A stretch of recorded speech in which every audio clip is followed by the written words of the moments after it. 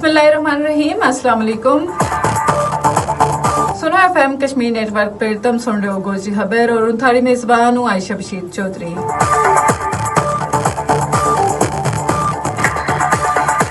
आलमी जरीदा ब्लूमबर्ग के मुताबिक ईरान जंग ने पाकिस्तान दाइयां बाद सब तो बड़ो सफारती फायदो दे दितो। पाकिस्तान हुण एक आम सफारती और अस्करी खिलाड़ी बन गयो है। इस पेशरफ्त ने पाकिस्तान वास्ते गैर मुल्की सरमायाकारी के इम्कानात भी रोशन कर देते हैं।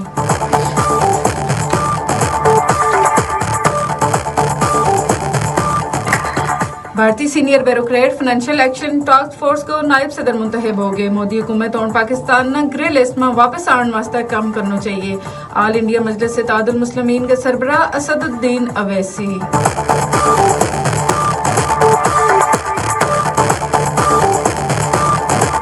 कलअदम ज्वाइंट अवामी एक्शन का कोर कमेटी का मेंबर एडवोकेट राजा अमजद अली खान ने अवामी एक्शन कमेटी नाल अपना ताल्लुक खत्म करने को ऐलान कर दी। तो उन्होंने अपनी एक वीडियो के जरिए पैगाम देता हुआ कि हमारी पुरअमन तहरीक को रुख मोड़ गया, उसना पाकिस्तान और कश्मीर के रिश्ता ना खत्म करने वास्ते इस्तेमाल किया गया।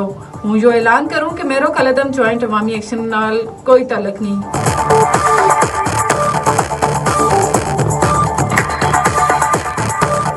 आजाद कश्मीर के मुख्तलिफ इलाका में मामूलाती जिंदगी काफी हद तक बहाल हो गए हैं, जबकि रावलाकोट में कलअदम अवामी एक्शन कमेटी को तरनो जारी है। कलअदम अवामी एक्शन कमेटी की जानिब तो दावा किया गया था कि जमीयत उलमा इस्लाम फेगा सरबराह मौलाना फजलुर रहमान ने सालसी की पेशकश की है और एक्शन कमेटी की कोर कमेटी ने इस पेशकश न कबूल कर लियो है।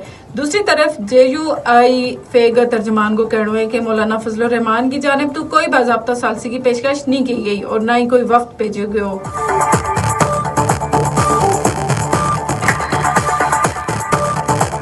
आजाद कश्मीर इंतखाबात नामजदगियों को सिलसिलो जारी, 755 उम्मीदवार सामने आ गया।